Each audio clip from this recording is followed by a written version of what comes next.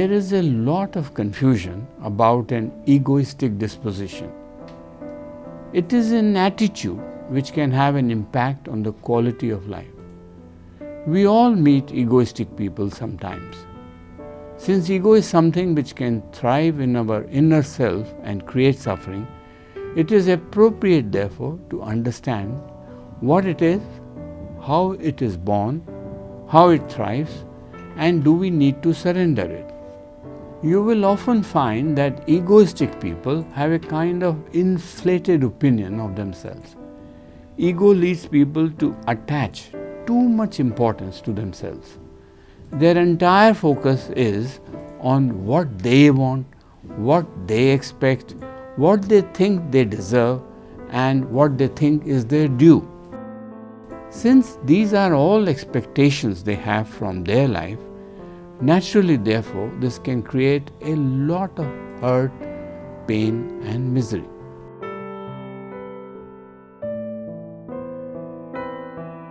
The question is, are we all born with an ego? Just bring to mind small children who are extremely playful, innocent, have no prejudices, preferences, or biases. They simply exude vibrations of love and sweetness. They evoke such feelings and emotions even in complete strangers. However, adults, on the other hand, create an ego, often based on their identity, qualifications, position, skills, and possessions. We start identifying with the objects in our possession and in our achievements. This could become a cause for suffering, because if anything happens to our possessions and position, we could get unduly disturbed. Ego also makes us behave with people in different positions very differently. In fact, we start looking at people on a role-to-role or position-to-position basis. If there is a person in an inferior position, then we may take pride in behaving arrogantly with him. Egoistic people are unable to respect others at a human level. This creates conflicts and disharmonious work atmosphere. Since such emotions pass through us, we are the first ones to go through the associated mental disturbance, which also naturally affects our health. An egoistic personality tends to be judgmental about other people, their value system, and behavior. Egoistic people do not want anyone to challenge their assumed image and status. They can become extremely aggressive if their image of themselves is challenged. Ego can also lead to a breakdown in communication between two people. Like, for instance, if another person gets offended by what we have said to him or indulges in an offending, unpleasant act, this may lead to a strained relationship. Upon realization of our mistake, we may suffer from pain, but ego would prevent us from seeking forgiveness. The best way to overcome ego is to understand that we are all connected to one another. We do not have to appreciate people on a role-to-role or position-to-position basis, but on a soul-to-soul level. The innate qualities of the soul are humility, letting go, and acceptance. They are the same in other people as they are in us. It is just that these qualities cannot manifest in our behavior unless we shift our perspective of looking at people as mere physical bodies, but realize that they are also souls with all the innate qualities of peace, love, and happiness. Ego sustains itself on arrogance, contempt, and disdain for others, qualities which block our flow of love to others. Egoistic behavior thrives on a sense of comparison and feeling of superiority over others. To overcome the negative effects of ego in our life, we need to respect others on an equal footing. And while we can keep a sense of self-esteem in our achievements, but this should not be at the cost of our respect and love for others.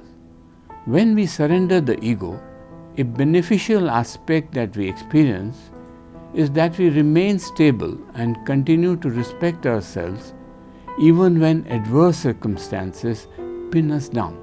Such acceptance and adjustment to adverse situation is not possible if we have a large ego. So, as you can make out, it is necessary to surrender the ego in order to live peacefully and harmoniously.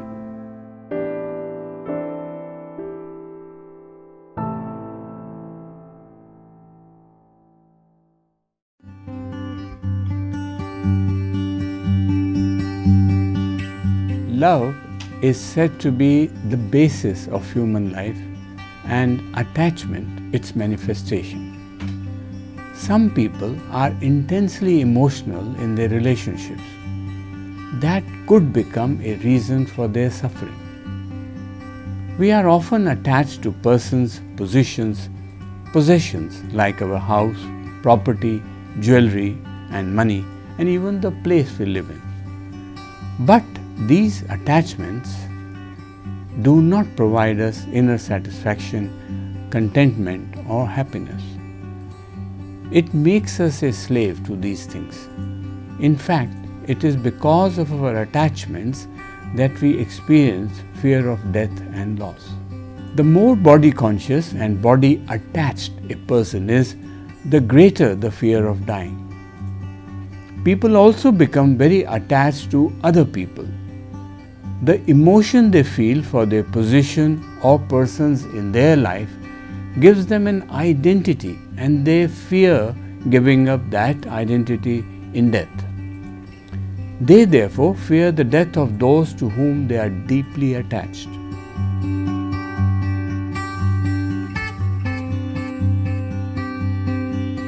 Eliminating attachments does not mean to deny the enjoyment of life or diminish life value.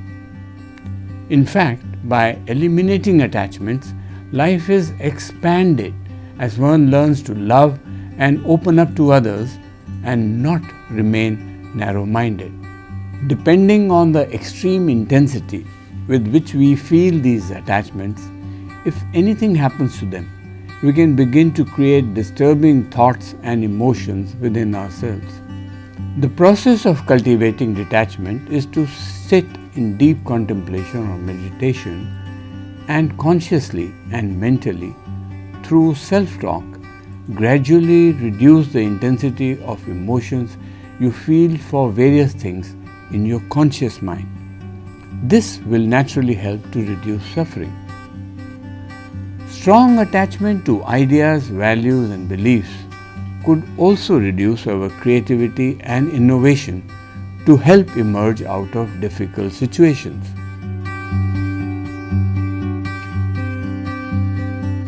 Attachment can also be to one's weaknesses. Human weaknesses are lust, rage, greed, attachment and ego. They reduce the power of the spirit to act in a balanced manner and cope with adverse life situations with a stable mind. We need to ensure that we do not carry our attachments to the extent that we start suffering from disturbing emotions and negative feelings, as that would affect our mental, emotional and physical health. We need to realize that we are ourselves creating disturbing thoughts and emotions. Nobody else is creating them. In adverse situations like a bad marriage or relationship, economic hardship, becoming a victim of hatred and anger, the friends and relatives could also start to suffer pain, as they may be intensely attached to the victim. This, however, makes them lose the power and ability to help with the situation at hand. In modern times, relationship between parents and children could be loving and affectionate or resentful and bitter. Parents are attached to their children. However, they need to take care that owing to their intense attachment, they themselves should not start suffering pain when their children face adversity or a crisis, as this will disable the parents' ability to take care of their children. On the other hand, the elderly may also feel neglected by their children, as they may have numerous expectations from them. But the elderly also need to understand that the children may be undergoing their own stresses in their workplace or family. So, the best course for the elderly would be to continue to give them love and affection. In the next part, we will understand how to view the concept of detachment in a correct perspective and how and why to cultivate it.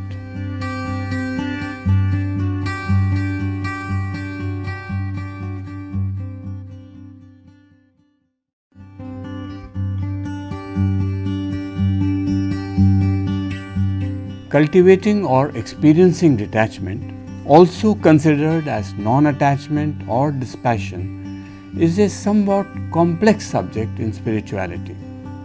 People often think that detachment means becoming cold and uninvolved with the needs of others.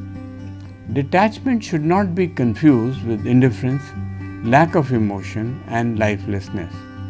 Actually, detachment in Indian philosophy is a vibrant, open, and expansive way of living. It can, according to Swami Rama, be more accurately described as love, or as a wonderful energy of openness, freedom, joy, giving, selflessness, and fearlessness. The Vedantic philosophy of Vairagya or detachment says you own nothing, so there is nothing to fear. Everything you need for the purpose of life is there in abundance. So there is no reason to be possessive and selfish about the things of the world. They are not to be acquired or hoarded.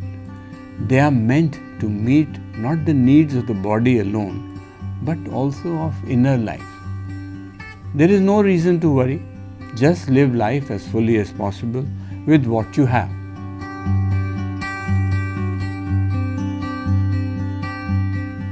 When understood in the correct perspective, detachment is not becoming cold but remaining balanced in the face of adverse situations.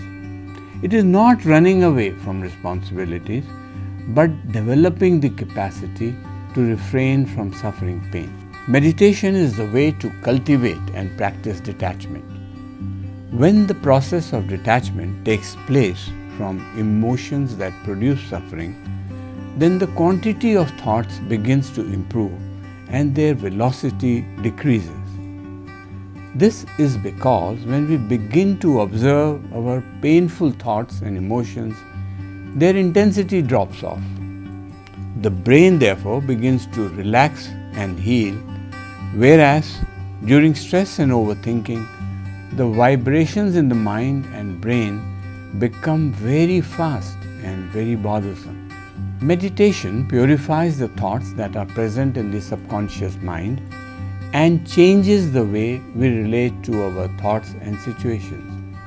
We begin to realize that I am not the thoughts, but a creator of my thoughts. I create them. Therefore, I alone can remove my suffering by not getting unnecessarily entangled in whatever thoughts are passing through my mind. Detachment can be inculcated through contemplation during meditation of the impermanent nature of reality.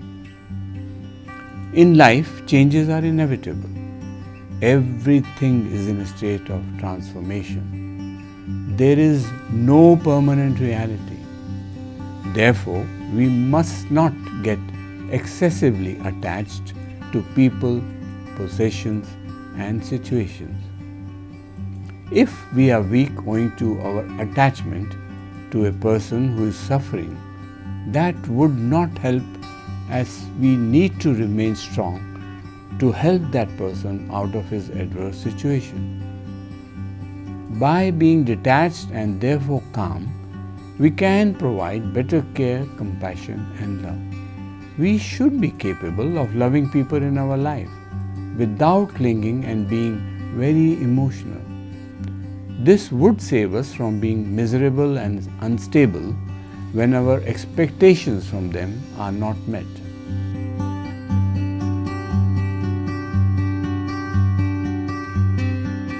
Detached way of looking also helps to cultivate the spirit of tolerance within us. This can happen when we avoid being judgmental about the way people think and live. Being judgmental creates negative feelings and emotions within us.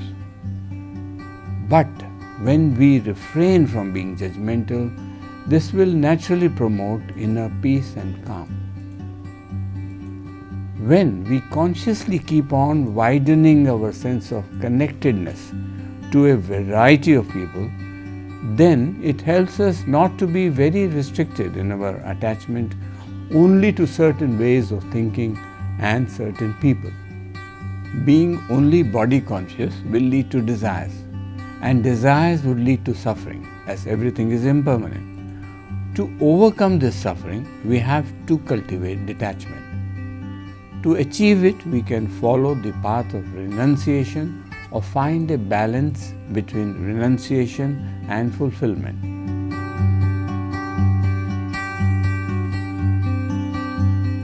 We acquire a tendency to possess and hold on to negative experiences very early in life. So the practice of letting go is very important. Without letting go, we cannot live a peaceful life. If the mind gets stuck onto a particular thought, then our peace is disturbed. So detachment alone can ensure that we are happy and live life with enthusiasm. Detachment will develop when we relate to persons in our life as between soul to soul and not as between position to position. Detachment also creates long and strong relationships, as when we are detached, we are stable and therefore emotionally available for others. It also means complete acceptance of the other person with both his negative and also positive points. In marriage, similarly, both the partners may suffer on account of angry emotions of each other. But even if one can retain a detached state of mind, it could help in bringing about faster reconciliation and help them retain their inner peace. Detachment can ensure that we live an intense and vibrant life. It is a mental state which helps cope with all situations in life.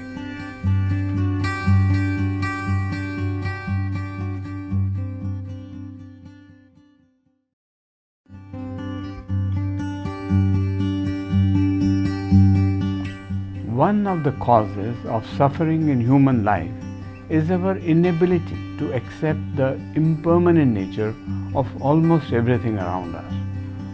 All of us tend to live life thinking that nothing is going to change, neither we nor the people around us, nor our circumstances, and so on. In fact, we are often reluctant to accept the impermanence of almost everything around us. We are unable to accept change as a basic life principle. Since everything is passing, our attachment to situations, people, and possessions really guarantee no happiness. Naturally, therefore, ego and our arrogance based on our attachment also have no relevance. So, we can save ourselves from substantial suffering by accepting the concept of impermanence.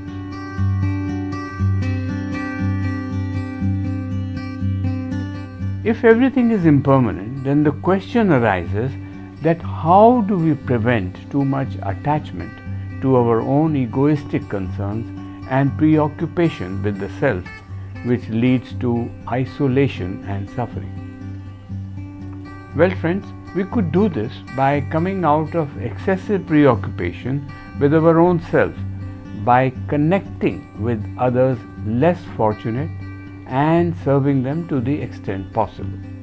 All things grow and change with time. This is applicable not only to physical things but also formless things like our awareness, thoughts, ideas, states of mind, our energy and relationships.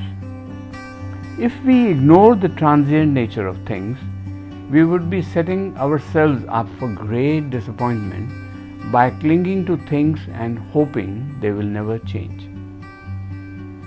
By being aware and mindful of impermanence, we can better appreciate what we have.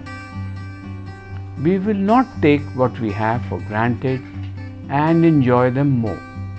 Awareness of impermanence makes us realize that seemingly very difficult situations are but a part of life.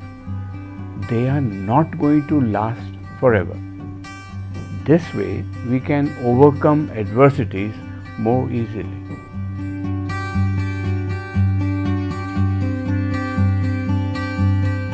Impermanence can also be seen as a process of renewal of the energy that exists in the universe. When something old and decaying ceases to exist, new and fresh things are born. So change is really not negative in absolute terms. The new order throws open immense possibilities for creativity and innovation. Changes in life could bring a range of suffering, from dissatisfaction to misery to pain, bitterness, sorrow, and even intense grief. Some people may develop depression and low feelings for a long time after the death of an elderly in their family or their friend circle. But we need to accept clearly that people play their parts and roles in the universe and move on. Imagine what would happen if things got frozen in time. People would go on staring at each other even after 100 years. The lesson to be learned from embracing and being aware of the concept of impermanence in human life is that we should not run merely after worldly goods and comforts, but instead focus on nourishing the inner self, the soul, as that alone is the real source of peace, contentment, and happiness. This is because the soul's essential qualities are peace, power, love, happiness, and bliss.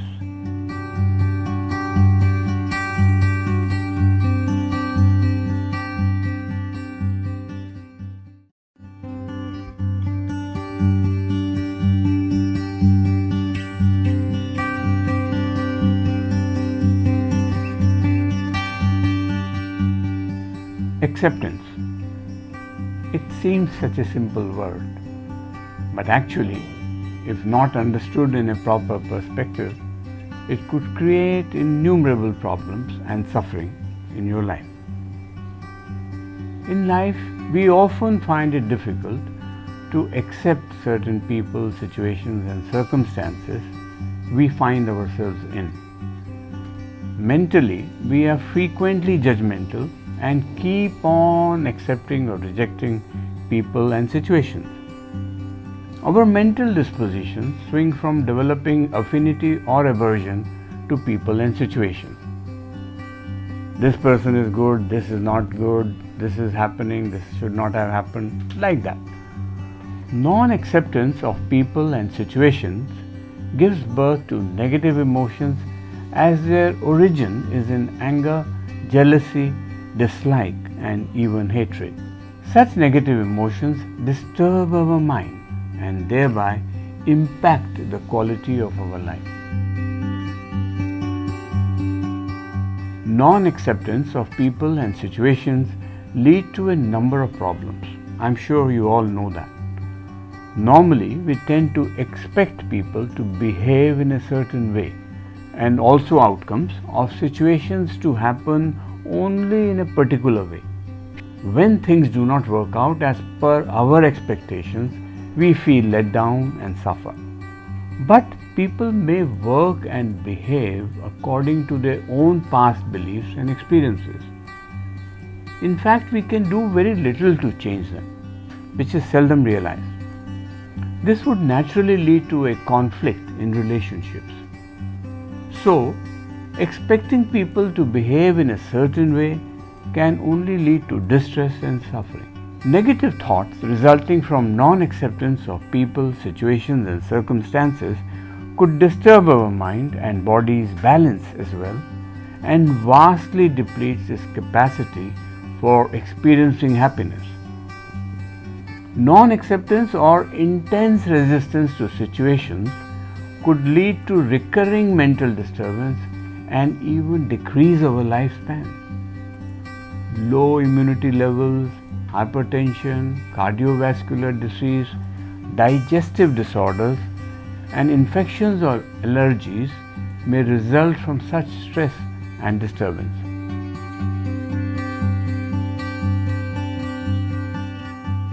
Normally, we cannot accept the death of a close friend, relative, or parent. This again could result in a lot of stress and even physical ailments. Changes in the workplace, job transfer, or change in responsibilities can also be stressful if not accepted by the mind. Also, it is often difficult to accept being cheated financially or being cheated in a relationship. All of us would have experienced such things at some time or another in our lives. This could lead to severe emotional trauma and impact our health. In such situations, we need to maintain our equanimity, accept the situation, and move on in life. Not accepting situations and instead entertaining intense negative emotions, hurtful feelings, and nurturing revengeful behavior would only harm us mentally and even physically. We need to cultivate inner resilience and strength to remain calm and peaceful when we are unable to accept difficult situations. We need to remind ourselves of the essential qualities of our spirit or soul, as it is referred to, of its peace, power, strength, and blissful, happy self. None of us like to be cheated in life. We cannot accept it. But one way to reduce our suffering is to change our response upon being cheated. If we could change our response from being intensely bitter to one of amazement and surprise, this would definitely reduce suffering. This is because amazement and surprise are much lesser intense emotions and are not distressful and disturbing. So we now realize that to accept other people is essential for being calm and peaceful. Being continuously judgmental about people and their behavior could fill us with negativity and disturb our peace of mind. We need to accept thoughts for what they are. They are just thoughts, nothing more. They actually have no real solid existence. When we entertain thoughts of anxiety, disastrous occurrences, and fearful outcomes, these are mostly at the level of thoughts alone. How we experience each moment has a lot to do with the quality of our life. Accepting the present moment is a skill to be cultivated. Normally, our mind is either in the past or the future, almost never in the present moment. This creates suffering as we continue to experience emotions of the past and are very fearful and anxious about the future. Being in the present moment, therefore, is the practice of mindfulness. Being mindful of what we are thinking while we are walking, talking, or doing something, we need to be just with the moment and accept whatever it brings. When we accept every moment, then We simply need to savor and enjoy each moment. We need to understand that each moment, that is the present moment, is inevitable.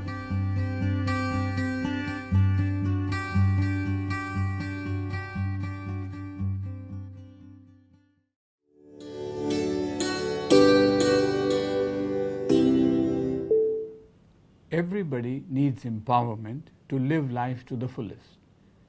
We all need ability and knowledge to cope with life challenges. We need skills to be able to live life to the fullest by not getting bogged down by negative emotions and relationships. All of this requires appropriately structured knowledge that you can adapt to your life. Not something that is very philosophical and difficult to grasp. We bring to you such information and techniques by drawing upon ancient Indian wisdom, and we fuse it with scientific knowledge so you can adapt ancient wisdom to your life. Come join this course on spirituality and enrich your life forever.